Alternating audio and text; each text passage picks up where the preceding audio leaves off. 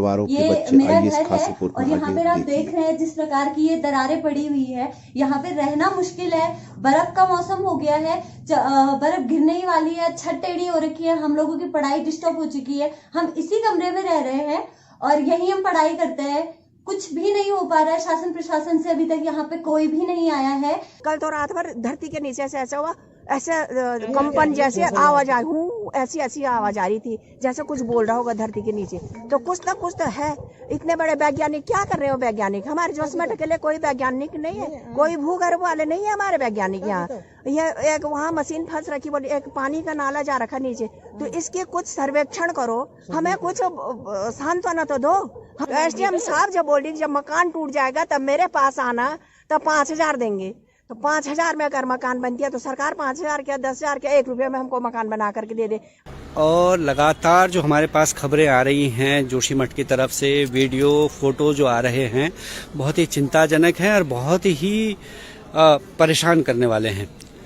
और कल रात जो है कुछ लोगों ने सड़क पर खुले आसमान के नीचे रात बिताई है, जो कि बहुत दुखदाई है। एक छोटे से राज्य में जहां सारी व्यवस्थाएं संभव थी और साल भर में जब सरकार को सुनने को तैयार नहीं है। और हम तो आ रहे हैं देहरादून से, वहां हम गए थे मुख्यमंत्री से मिलने और उनका जो रवैया था, जो उनका व्यवहार था बहुत ख़राब। हमारे साथ तो जो है राजेंद्र भंडारी जी थे जो पूर्व में कैबिनेट मंत्री रहे हैं, इस समय विधायक हैं इस बद्रीनाथ क्षेत्र के, और बैठने तक के लिए मुख्यमंत्री ने नहीं कहा। सुनने की बात तो दूर है, हम 300 किलोमीटर जोशीमठ से चल करके देहरादून उनको अपनी व्यथा सुनाने गए थे, जो कि हम पिछले साल भर से उनसे कह रहे थे कि भाई कीजिए, लेकिन उन्होंने सुना नहीं। अभी मैंने एक पत्रकार भाई से कहा, मैंने कहा ये जहाँ पे वो रोपवे का बड़ा सा टावर है वहाँ पे, मैंने कहा उसकी कंपन से यहाँ पे ज्यादा फट रहा है, मकान टूट रही, चौड़ी दरार हो रही है, इसको बंद कर दो।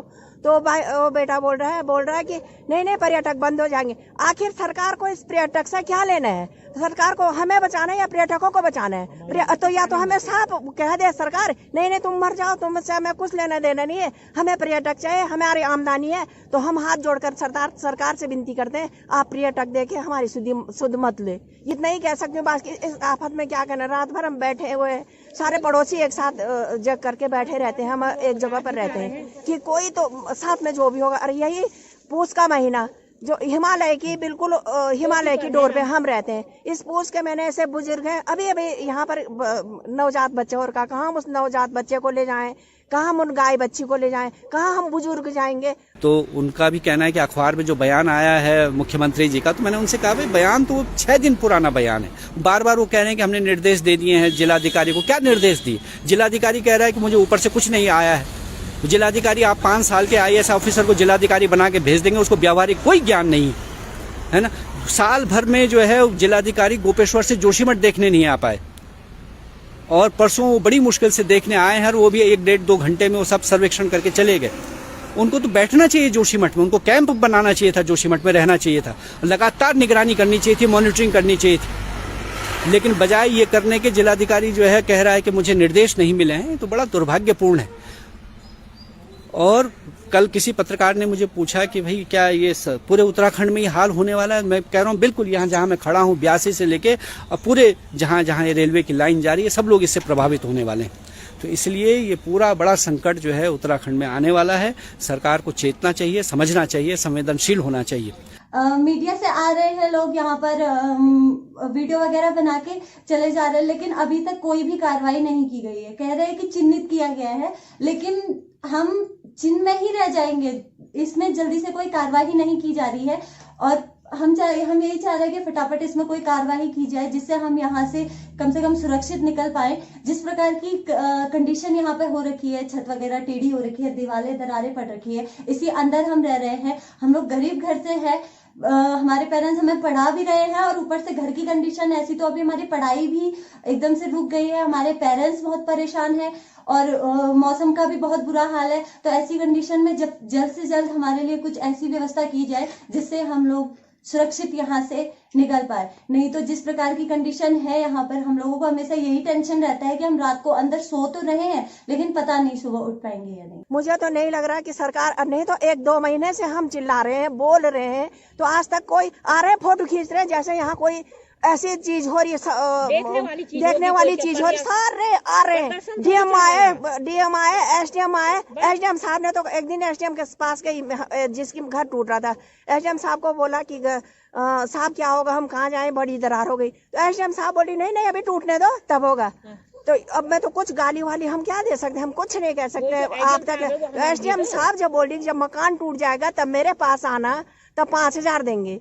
तो 5,000 में अगर मकान बनती है तो सरकार 5,000 क्या 10,000 क्या 1 रुपये में हमको मकान बना करके दे दे। हम मकान हमारे सुध लो, हम ये बोल रहे हैं कि हमारी सुध लो, हमारे इंतजाम करो कुछ।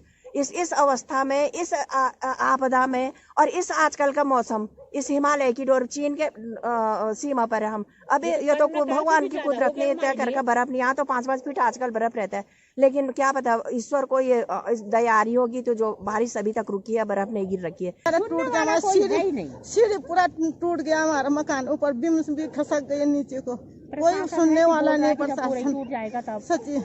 हमारे बनाने वाले भी नया बुजुर्ग हो गए, कौन बनाएंगे हमारा मकान, पूरा दरार पड़ गई मकानों में। कहाँ जाएंगे देखने लायक ही नहीं है, चारों तरफ। हम लोगों के पास पैसे हैं ना, हम लोगों के पास जो पैसे हमने मकान में लगा दिया, अब ताकत भी नहीं है बनाने का, न पैसे है, सब टूट गया। स्थिति बहुत गंभीर होती जा रही है, खतरनाक होती जा रही है।